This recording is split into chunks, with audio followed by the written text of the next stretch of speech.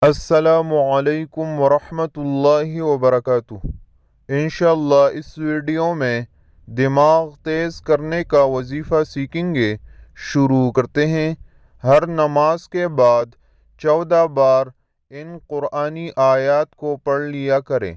بسم اللہ الرحمن الرحیم۔